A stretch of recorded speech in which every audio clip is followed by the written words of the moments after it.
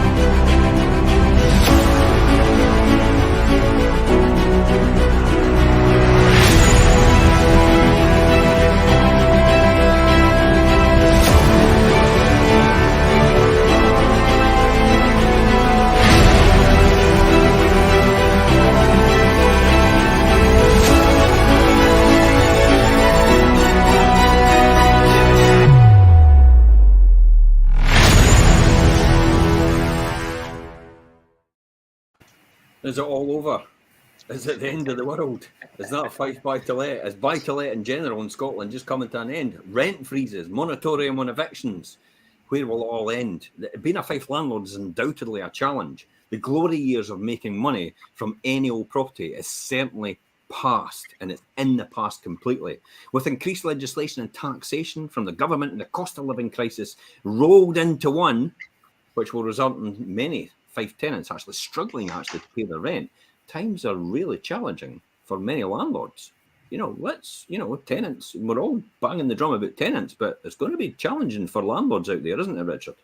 It is, and I think there's so much going on just now. Like you say, Jim, rent freezes, the moratorium, changes in legislation, mortgage interest rates, and the headlines that we're seeing now that just send everybody into such a panic. And as we say, a lot of times scaremongering. Really it makes you doubt whether it's worthwhile. It almost sounds like every other day I'm getting calls from property sourcers and landlords exiting the market. Now, this is the first time ever. I mean, in the past, we've always said, oh, landlords will leave the market. We're all going away and we're all going to leave and we're all going to sell up. And where will you be? But it's almost every other day now, Richard. I've got people actually calling me or contacting me saying that they're definitely selling. They're exiting the market. Where is this going to leave us? Because you can castigate private landlords for all you want, but the reality is they're propping up the rental market right now, and they're accommodating. They're actually taking the position of what the social housing should be taken, which is by the council. It's the reality of the 69% sell-off in housing stock, social housing stock, since the 1980s. It's caused this problem and the failure to actually replace them. Yeah, I think that I know that private landlords do provide such a big part of that housing service, and I know that us as agents and what we do on the scale that we do it within FIFE, I feel like, I mean, multiply that up. There definitely is a big part of the industry, the sector, should I say, made up by private landlords, because, like you say, social housing and things have just fallen by the wayside. Yeah, absolutely. Karen, what's your thoughts on this all so far? I mean, we've had a lot of people that would typically even be buying properties that have actually been coming into rentals just now. So we've seen an increase in the amount of people that are looking for houses in the rented sector. So you have your people that were already typically looking, and then this influx of people as well for, like I say, would typically be buying properties, but the uncertainty of everything, interest rates, trying to find the right property for themselves, have been going into rented properties instead. So we've seen this increased demand for rentals, but not the increase of supply. So it puts us in a really tricky position of trying to help people find properties in an already market where there's not a vast amount of stock. That's quite interesting that you picked up on the fact that there is people out there that were going to be buying properties and now they're wanting to rent properties because they're unsure. And a lot of people actually look at that as money down the drain. It's lost. But the reality, the entry costs and exit costs, if you get it wrong from buying a house, are astronomical in comparison to the couple of years that you'll maybe pay rent in comparison to get it right. And especially of rising interest rates. And the fact is, you now no longer can't afford the house, or you can't afford to take that risk of interest rates rising any higher. Therefore, it means that you should actually rent just now. It's a good short-term, and I mean short-term strategy. For some people, rent is a long-term thing. Eventually, when we go out of this house, I will rent for the rest of my life. And I'm a landlord, an investor, and to me, that actually, for somebody that said, well, that's just dead money, that doesn't make sense. But it accommodates the fact of my lifestyle choices and what I want to do and what I want to achieve as a result. And renting is the perfect vehicle for me for that. I mean, the newspapers are actually full of stories of landlords being pushed into the red as mortgage rates continue to rise. I've no doubt about it on the 3rd of November that we'll probably get another interest rate rise as well. And it almost seems like, and it is every single month, I'm actually getting letters through from my bank saying, by the way, your interest is going up. And you've got a new mortgage payment. So my mortgage payments has gone up quite considerably since then. But I can no longer increase my rents. That's the problem. So, and I'll be honest, let's be honest and let's be upfront about there. If anybody talks about increasing rents, remember, I could count on one hand, to be honest, how many times I've actually increased the rent while a tenant has actually been in situ. So it's, and that's 30 years. So it doesn't actually happen that much, but being curtailed of the fact that you can't increase the rent is the difficulty here. And it is a big difficulty for the banks, because the banks don't like the fact that there's no way out of this if your mortgage rate continues to rise and you've got no other choice.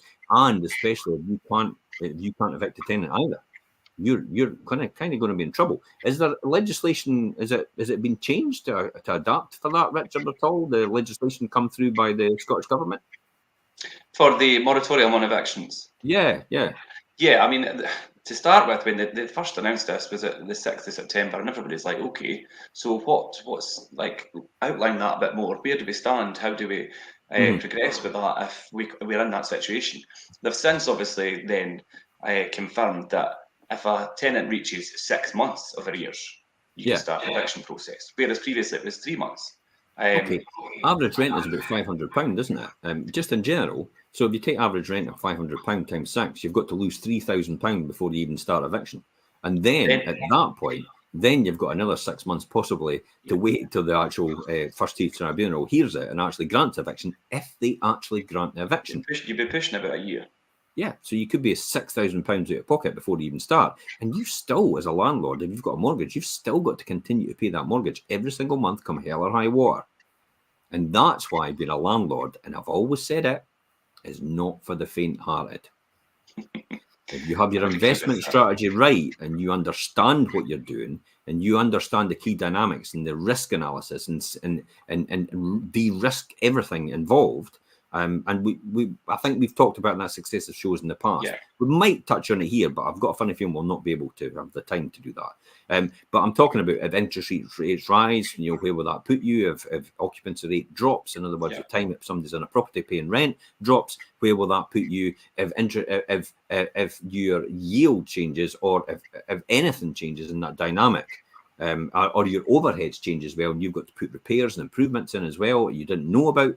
Classic example recently, Richard, is the EICRs now coming through. Yeah. We're paying about £2,000 and £3,000 for every single house. Near enough, and it's upgraded. Because things have changed. So now, that's one that we're having to you look at the average amount of money made per year on a buy-to-let property is only about £1,000. So you're talking about 2 years worth of profit. Therefore, in order to pay for that, so you're only just breaking even over 2 years, because the wirings have to be upgraded. Yeah. Now, it was perfectly, when I'm saying wiring has to be upgraded, that's only to the current standards, but it's okay to renew that when it comes along at the EICR when it's at renewal point. It doesn't mean to say it's not roadworthy or whatever it is right now, and it's not wind and watertight and repair under the standard repairing act right now. I mean, a landlord last summer could have fixed their FIFE buy-to-let, a 5-year buy-to-let rate with a 25% deposit at 1.86. Wow, that sounds like a fantasy world now in comparison. Now, Pulse today, actually, a 5-year rate deal with Barclays is actually 4.36. I actually checked a limited company buy-to-let portfolio landlord. A 5-year fixed rate deal right now is 5.46. with the mortgage works.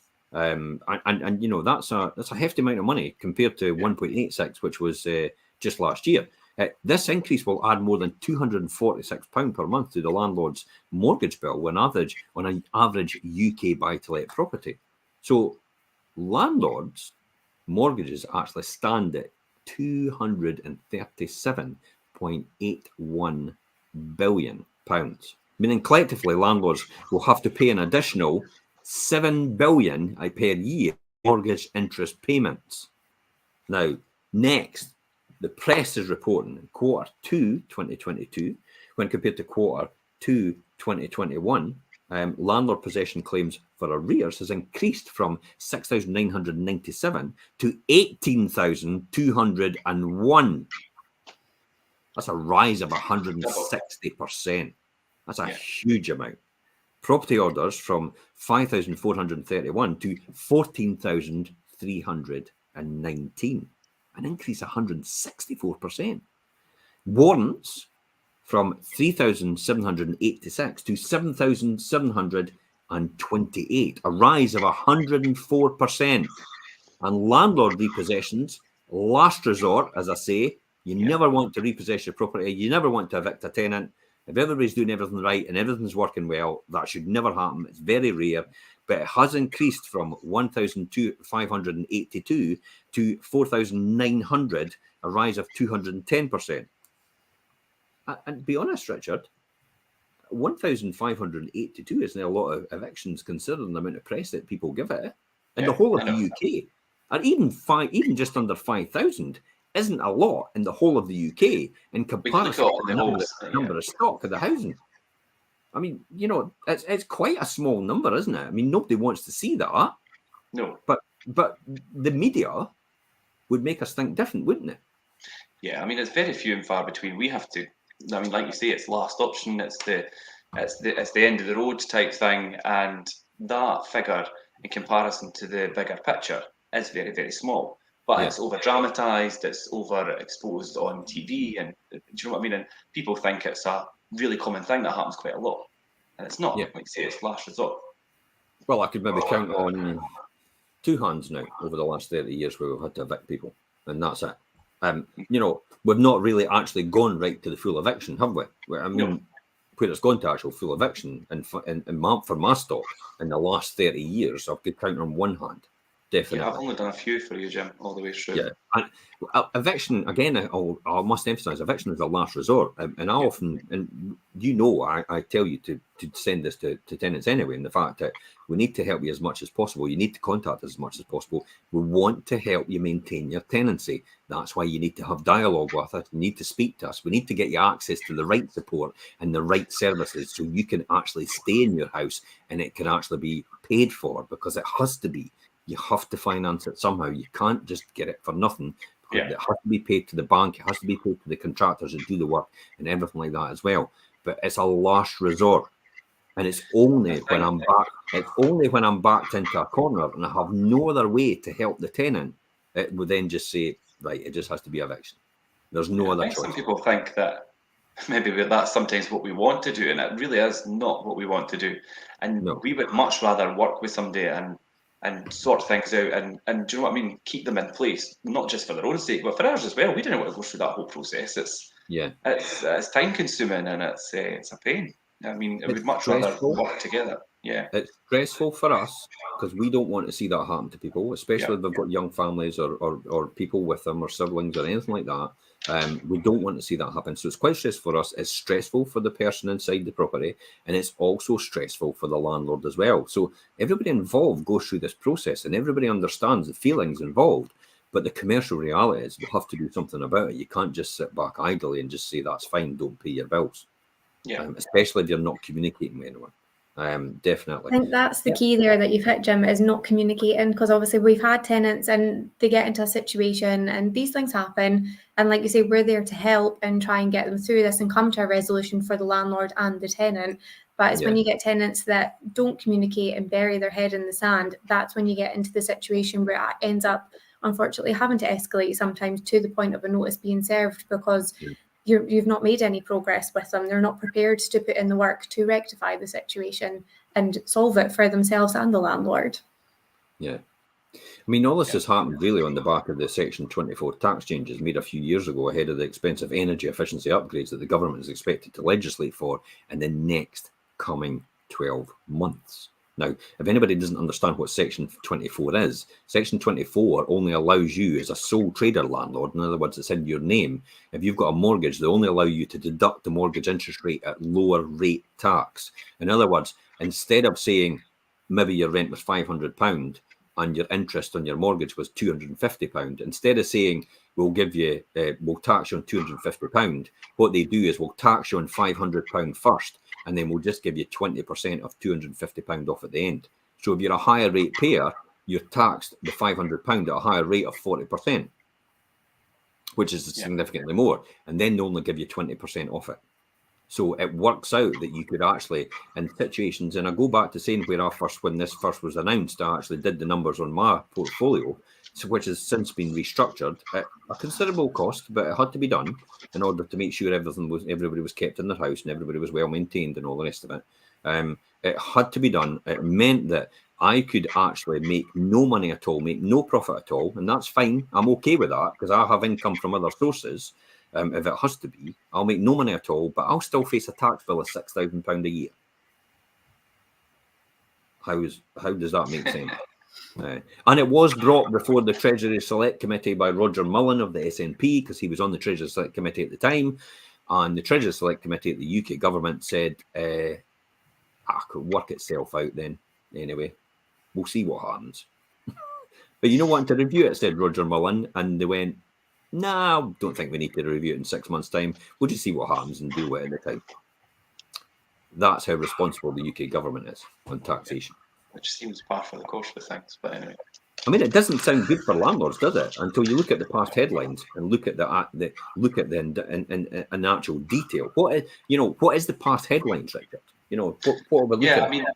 Well, 79.93% of UK buy-to-let mortgages are interest only, and we spoke about this before, Jim. Obviously, interest only in comparison, compared to 12.29% of home buyers. So, meaning the repayments are considerably lower than typical home buyer mortgages if you've got the interest only. So, therefore, the rise in interest rates won't hit landlords' profitability as much as many initially thought. Okay, so just explain to anybody out there what the difference between interest only and repayments is. Repayments, where a homeowner or a capital repayment, what they call it in a mortgage, means that every month you pay the mortgage, you pay some of the interest on the mortgage, but you also pay some of the capital amount, the amount outstanding, the balance outstanding on the mortgage, so it brings it down over time. An interest-only mortgage, just as what it says, you just pay the interest every single month. So when you get to the end of the period after 25 years, you're still due the same outstanding balance that you did in the beginning. Now, there's two advantages. Sometimes there's a downfall to that and an advantage to that. I'll just give that two examples here quickly. The great advantage of an interest-only mortgage is you can deduct that immediately against your revenue. In normal sense, you can. And then you know what tax you're due, and then also you know what cash flow you've got left as well. With the difficulty with a capital repayment is, yes, you can deduct the interest against your income, against your rents, and you'll be taxed on that. But then also you'll have to actually pay some of the capital as well, and that's not deductible. So therefore, you could be in a situation of a capital repayment mortgage on a buy-to-let where you could actually run out of money that you need for improvements if anything needs done. So you see how I talk about that. It's like every single time I don't talk about, you've run out of money to buy yourself a new car or a Ferrari. I talk about you've run out of money to actually do the improvements for the tenant if anything happens. Because ultimately that's the whole point. You are in business actually to provide a service to a tenant and give them the good accommodation at the good standard they've paid for, and make sure you've got a duty of care towards them. The secondary aspect of this, if you do it right and you get the numbers right, then you will be paid as a result of doing that with the return on investment that you make. If you don't understand that and you're not efficient at that, then you will not make money in buy-to-let. Therefore, you will put the tenant in jeopardy later on down the line because you've mismanaged their portfolio.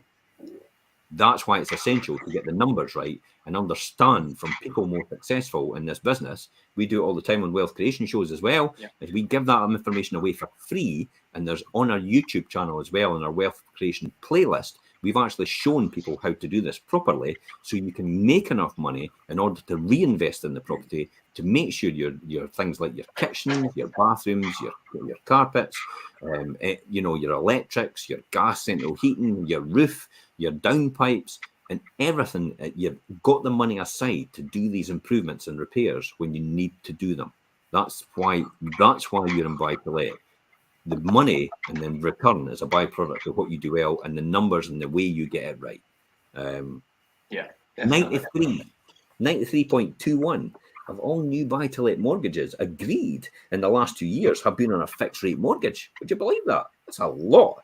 Yeah. And 73% of all existing buy-to-let mortgages are actually on fixed rate as well. So the increase in the mortgage payments will only affect 1 in 4 landlords on variable rate mortgages. Now, I've got to admit here, I've only got a few fixed rate myself. Most are on trackers, and a few are on variable as well. But I've got a high tolerance threshold because I've made sure I planned that in and built that in. So if interest rates go up to quite a high rate, then I can still feel that off and still maintain the portfolio. That's prudent planning, by the way, for a buy-to-let landlord. But let's not forget, though, that less than 1 in 3 landlords have a buy-to-let mortgage, meaning that 2 out of every 3 landlords aren't even affected by interest rate rises. Yeah. So what's the average rent, Karen, of a property in Fife right now? So the average rent of a Fife property now is £757 per month. So that's an impressive rise of 14.2% compared to a year ago. Now, we talk about 14.2% as being an impressive rise, but Richard, has that significantly moved up in the last 15, 20 years? Well, I was just going to say, Jim, I've been doing this, 12, 13 years, and it's not really changed in that whole scope of time, vastly. And then so do you think, in your opinion then, that this quick jump and increase is just a realignment of what it should be in the first place? That should have been a progressive increase, like small incremental increases over that period of time, which has not been happening. And it's which wouldn't have hit anybody that much. And that's why they talk about having a small amount of inflation every single year is actually a good thing, because then it keeps everybody on track.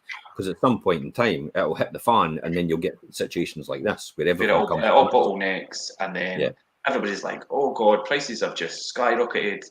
You look at it like that, 14.2%. Well, really, if you'd spread that out over the last X amount of years, it would have been fine, and nobody would have even really realised, to be honest. Yeah. This is quite an interesting thing, and yet when we look at these possession orders from the last time that we just spoke about, mentioned above, and what we've said just before, I mean, they look high until you realise that there's actually 4.4 million properties in the private rented sector in the UK. This means that only 2% of UK rental properties had arrears bad enough for landlords or agents, to take it another thing, to start possession proceedings to evict a tenant. 2%. 2% is a really small amount. And only 0.045% of tenants were evicted through the courts in a calendar year. I'll say that again. 0.045% of tenants, that's less than 1, by the way. 0.045% of tenants were actually evicted through the courts in 1 year in the whole of the UK. Which means what you see in the television is bullshit. It's not a true reflection of what goes on in the ground every day and week in, week out. It's not. We were talking about this just the other day, myself and Richard, and we were saying that we've never actually we've been quite lucky, we've never actually had to get to a point of having to go for an order of possession for a property, because it's never escalated to that point, thankfully, and that's obviously what you want to avoid. So it is, in the years that we've been doing it, it's never escalated to that point, thankfully. We've been at the point where we've put the order of possession in place, but never had to follow through it all. Yeah. What about arrears in recent studies, Richard? What's your thoughts on that? You've got some stats on that? Yeah, I mean, landlords who didn't use an agent to manage their property were 272.2% more likely to be 2 months or more in rent arrears in 2021. So, I mean, Well, it pays to use a letting agent. That should really point out to you that it pays to use a letting agent. Yeah. And I know that sounds almost like we're playing it into our own hands because we're letting agents as well. Yeah, I know. But genuinely, that's why I'm using a letting agent, and there's a lot of good things to that. And you know why? Recently, I actually came across something on one of the landlord groups online, one of the property investors, Scottish Property Investing Network. So I came across that. Somebody actually said on there and went, I'm getting a huge amount of people actually inquiring for properties. How do I reference them and all the rest of it? Because a lot of them are like they're just like no way. Mm-hmm. And then it transpired that they were on Gumtree, which tells you everything. Yeah, I don't need to say anything about Gumtree. It's like that. That's why there was a stunned silence, because it's like people are still using Gumtree to actually advertise their properties. The reality is you're going to get everyone and their dog. If you use a letting agent, the one big plus of that is the people that would otherwise not look after your property and the people that would otherwise probably not pay your rent or not be able to afford to pay your rent will be the ones that will not approach letting agents because they know fine straight away they'll get referenced out or they'll get found out through the process. And that's why they don't approach letting agents. So there's a big indicator about why you use letting agents, because I'll go and say that again. Landlords who didn't use a letting agent to manage the property were 272.5% more likely to be 2 months or more in rent arrears. Now, let's just equate that to the average price, £757 per month. That's £1,514 per month, £1,514 in arrears.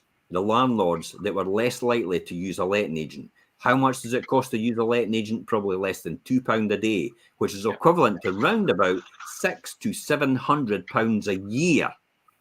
And you've just gone and done it yourself, and you're more likely to be 2 months in arrears, which a letting agent isn't. So you've lost £1,500. That's more than twice what it was to actually use a letting agent and no do it yourself. Hello, McFly. Is anybody in there? Literally, isn't it? Nobody understands that, the dynamics of that, and the fact that why you would use a letting agent and how much you would save as a result of doing that. Plus the fact you're not doing it yourself. Your time is available to concentrate on the things that you want to do. Classic example right now, Richard, you manage all my properties and I'm in the process of possibly buying another one today. Bet you didn't know that. Always room for another property though, Jim. Absolutely. Need more properties on the market. So buy away. That much, but he's frozen. I know. I'll remove him just now until he sorts his sell out. Anyway, let's go on. The next potential cost of upgrading rental properties is energy efficiency, isn't it, Karen? I mean, What are the proposed changes? So we've seen over the few years there has been things that have been proposed previously, but they have been put on hold. However, there is now new legislation coming into place. So the proposed changes in the energy efficiency, so in the private rented property sector in Scotland, regulations require a minimum energy efficiency rating. So this is measured by a property's energy performance certificate, which is the EPC.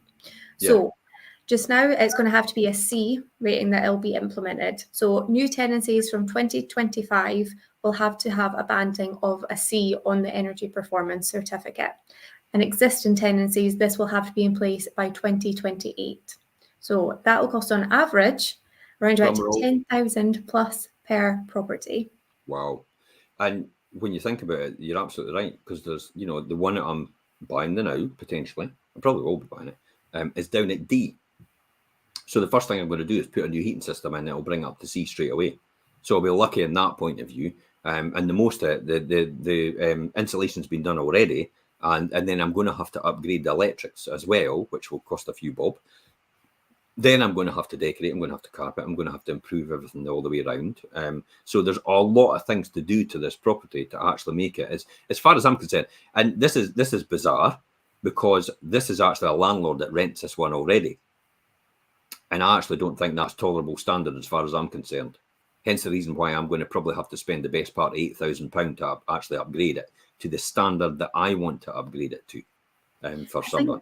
Energy efficiency is something that people are a lot more aware of now as well. I think in the past, it's not something tenants particularly paid too much attention to. It was more their rent and what the actual property was like, but people are taking into account a lot more the energy efficiency of properties. So if you've got a property, we've had the odd one that maybe still has single glazing, if it's like a listed building, people don't want that anymore. They know how cold it's going to be if you don't have an efficient heating system in it.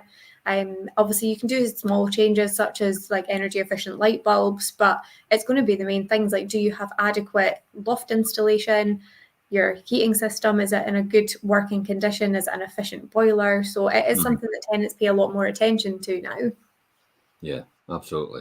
Yeah, it can't be forgotten when the rules changed in 2018, properties had to have an EPC rating of a minimum of an E in England and Wales to be legally compliant.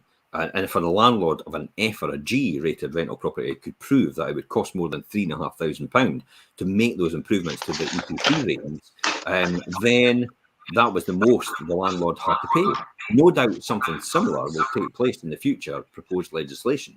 Now, we know that's going to happen already in Scotland, where it does become prohibitive. For example, in other words, if you're sitting at D and if you got a ground source air source heat pump or whatever it was at the cost of £25,000 to get it onto a C band, they would probably mention that as prohibitive, and they would say you probably wouldn't really need to do that as a result of what you're doing. I kind of think that's where we are right now.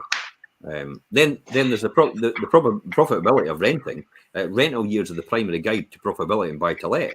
So, what about FIFE rental yields and rental growth? Is it beginning to grow? Is it beginning outstrip FIFE house price growth, Richard? Yeah, I mean, it is starting to just slightly. I mean, the average yields achieved in FIFE today, I mean, your one bedroom is typically around about 7.6% yield. Yeah. 2 bedrooms are around about 6.5%, and a 3 bed only around about 4.8% yield. Buy-to-let investing, it isn't just all about the yield, but it's a good indicator to see where you are in terms of return. As Kieran was saying earlier, obviously demand from tenants plays a massive part in the success or failure of your buy-to-let investment. So there are other yardsticks, or as we say, Jim, obviously there's indicators that you could look at, such as void periods, your occupancy rate. These should all be considered as factors into how successful a potential buy-to-let investment is going to be. And there is no point in securing higher yielding rental properties if the buy-to-let investment remains empty. I've had that, haven't I? I've had it. Yeah, I could make a maximum of 16 or 18% on this. It's like, aye, but only if it's filled. Yeah. So occupancy rate is a big. If it's 50% occupancy rate, then you're only really making a 9% return or whatever it is. Yeah. So it's all down, and that's where Karen, your expertise, and Richard, your expertise comes in as well, is the fact that you know the properties and the areas where the most likely places that are being filled and the void. There's no voids and occupancy rates high all the time. In other words, the amount of time somebody stays in a property will be a lot more than in one area than another area. Now, it's easy to say at this point in time that demand will be quite high regardless of where you are. I mean, I'll be honest, you could probably have a dog kennel and probably somebody will take it for the next 3 years. But the reality is, when it starts to go down in terms of the number of properties available, or the number of tenants available to rent, and the number of properties actually increases for supply, then that's when your property then falls by the wayside, because nobody wants to rent it because they've now got a bigger choice. Simple economics, like the housing market right now. The oversupply coming into the housing market for the properties to sell is actually slowing down the time to sell, and the offers overpriced for existing properties are on the market, and the properties coming to market for sale, haven't they? Yeah, and likewise with the rental market, when there's this oversaturation of properties available, like you say, Jim, there's more choice. People will move around a lot more. Tenancy terms will tend to be a wee bit shorter. Do you know what I mean? And you won't have such long-term tenancies. I mean, I worked out ours earlier in the year. I think we were averaging about 28 months, but we have some tenancies that run a lot longer than that as well. But on average, I think about 28 months, which you're talking about 2-3 years. I think that's somebody with me for about 20 years. Yeah, I know. That's a long time, eh? I know, but then, that's an average figure, obviously. Yeah, and that's an exception to the rule sometimes, but that then just shows you the amount of service, probably the accommodation, and what we were doing for that person, that they decided that, you know, they don't see any reason why they need to move. What research have you been doing in FIFE overall about void periods and that? So what is the research? Yeah, my research found that FIFE overall's void period average so far is around about 41.4% lower than 18 months ago. Yeah. So reducing from 29 days in April 2021 to 17 days in September 2022. The void period being the time it takes from the date of the old tenant moving out to the new one moving in. That's what you class as your void period. Okay. All right. And finally, buy-to-let investment is also an excellent hedge against inflation compared to other investments. Now, Jim, we cover a lot of different potential income streams and ways to obviously build up your income, but buy-to-let investment is quite a good one to hedge against obviously things like inflation and things at the moment. And if you would like more information on that, then please drop us a line. Jump in the post here if you want. Jump on a Monday show, Jim, on the Wealth Creation. Jim and I do that. Feel free to jump in, ask questions, or message us direct. We're always here to obviously answer questions about that. Yeah, I'm going to just put up a spreadsheet and explain to people what this is all about in terms of we're talking about voids and how important that is. Just so we can actually see what it is in real terms. Hopefully we'll be able to see that. So here we are here. Average buy-to-let, probably £80,000. Mortgage, 4% stamp duty down, 25% deposit. We would say 4.69 now for your interest rate. You're probably about 1.5. Well, actually, they're doing 3% loan now for the arrangement fee on deals. So an £80,000 property, Richard, what would that rent for? 550, maybe 6? He's frozen, so we'll go for 550. Yeah, 550. Depending on what it is. And so 550 that comes in it, and then you can see there where all the numbers come out. It's obviously just jumping.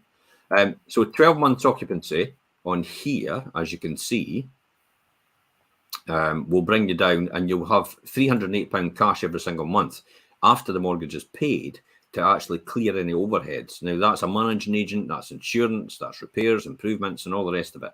So that's where you are with that. Now, that leaves you 1721 as the number, as the net profit per annum, which is 6.8% net return on the deposit it's in, which is down the 25 down the bottom. So your money in, you're getting 6.8% on that once you finish the exercise. Now, that's sitting at 100% occupancy. So if we say, for example, that it was taking 11 months, which is roughly what we were saying last year, 29 days. That means it's only taking about 11 months to rent. See how that's dropped significantly from 6.8 to 5.3. Mm-hmm. And your profit obviously drops as well, because if you put it back up, you're basically losing about £400. Now it's £400. Basically, you know, again, it could go and invest in the property over a longer period of time. 10 years at £400 is £4,000. There's a new kitchen, new bathroom, a new kitchen or a new bathroom, or a new heating system. So that's the kind of thing we're thinking about occupancy. That's why it's smart business to focus on the key indicators as an investor and a landlord. And actually, it's not about increasing the rent. Let me say that again, and I'll take this off. It's not about increasing the rent. That's never what being a landlord or investor is all about. It's never been about increasing the rent. It's about the numbers that you see right here. It's these numbers that are most important that you can control. It's your occupancy rate, how much you look after the tenant to keep that high so the tenant's in there all the time. It's then you being able to negotiate a better deal on your mortgage, which will influence that as well, because you'll get a better mortgage rate. It's then you influence as well repairs and improvements. And what we talk about is preventative maintenance visits rather than cure. Prevention is always better than cure. So cure costs you a lot of money. Prevention is like bits and pieces here and there, and that keeps your overheads down as well. So your net profit is determined by the service you provide for your tenant, also the interest rate deal you get with your bank, and then also the overheads that you keep under control and the investment you put in the property for preventative maintenance. And I'll say it again, it is not about increasing the rent every month or every year. It's about looking after the tenant and focusing on the key indicators. That's what we can influence as landlords and investors, and that's where we make our return. I keep saying that, and everybody keeps saying you just keep increasing the rent, and that's never been the story. I'll say it again, I'll have to reiterate it. It's very rare a landlord increases the rent when a tenant is in situ in the property. If they're going to make a rent increase, it's usually when the property changes over for another tenant potentially moving in. But at that time, it's open market value, and the tenant has a choice to choose another property if they want. That's the reality. So it's very, very rare for a landlord or investor to increase the rent when a tenant's in situ, unless it's agreed. Again, I can count on less than one hand the time in the 30 years I've increased rent with a tenant in situ, and it's only because we've spent a considerable amount of money upgrading the property to reflect that. So in the beginning, they actually agreed to a lower rent because we didn't have the property, at the double glazing, new kitchen, new bathroom, new heating system. And then when they decided that they wanted that, I then went, yep, great stuff. I'm happy to do that. If you're happy to agree a different rent level, I'm happy to reinvest that money in that property. So at their request, that was done, not my request. Yeah. That's how most landlords operate.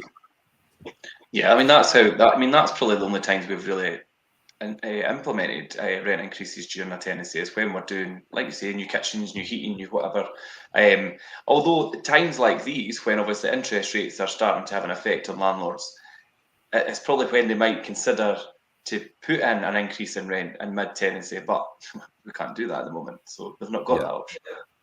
The conclusion out of this, the days of buying an old buy-to-let property in Fife at any price and making loads of money from it and as easily as falling off a log are gone. They're away. Yeah. You have to be extremely savvy and extremely numbers orientated and understand these KPIs that I just talked about now in order to make a decent return in the buy-to-let business. Again, it's not about increasing your tenant's rent. It never has been in the 30 years I've been in this. The next few years will be challenging for everyone. Still, with advice and the opinion of a decent FIFE letting agent to guide you and support you on your buy-to-let journey, buy-to-let will continue to be a profitable investment. You need to review your rental portfolio regularly and see how your portfolio measures up against yield versus capital growth. It's a seesaw. Review your mortgage financing and the EP status of your portfolio as well. But lending's going to be based on EPC ratings as well in the future. Yeah. There's a few lenders out there saying that if it's no minimum of C, we're actually going to charge a wee bit higher because it's a higher risk to us because there might be a possibility you might not be able to continue to rent that property. So that's another thing that lenders are actually penalising. Similar how lenders look at the home report now when you're purchasing a property. Yeah. Lenders will be the same. They'll look at the EPC for the rental property and things as well. Mm-hmm. Let's wrap up here then, Richard. What's your final thoughts on this? I think the main thing is that buy-to-let and things and investment is still a really profitable option as long as it's done correctly. You can speak to the right people. I know, like you say, Jim, it sounds like we're plugging ourselves as letting agents, but speak to your local letting agent. Make sure they are knowledgeable and know what they're talking about in terms of legislation, the market, what's good investments, and they know how to advise you on these things. And if they don't, they know the right person to pass you along to speak to. If you do all that right, and there is a logical and methodical process in it, get it right, and it can be very profitable. Karen, what's your thoughts on the final? I think just like Richard says, make sure that you're speaking to the right people, do your research, and like we say, it can still be a profitable market. To me, one of the things that I was first taught when we were going through our let bill training is for a landlord is to have a bit of a safety net. You do not just want to be going month to month, relying on the rent coming in to be paying the mortgage on the property. Yeah. You have to have a backup fund as well, whether that's for maintenance, property upgrades, void periods. Do not have yourself going on a month-to-month basis. Absolutely. Yeah. I think finally for me, the telltale thing is what we just looked at now is the landlords who didn't use a letting agent to manage their property were 272% more likely to be 2 or more months in rent arrears. And that rent arrears for the average rent is over £1,500. And literally, it'll cost you around about £600 to £700 to get a letting agent to manage your whole property for you every single year. So you're losing 2 years managing for free, effectively, because you're not using a letting agent and you're having all the hassle yourself of having to do it. I think that, for me, is the telltale sign out of this thing, out of this show. It is not about property. It's not about loads of money. It's not about profit and all the rest of it. Yes, you have to make a profit to reinvest in the property and make a decent income, but the focus should always be on your KPIs, which is your occupancy rate, which is driven by the service that you give to the tenant, and they'll stay longer as a result.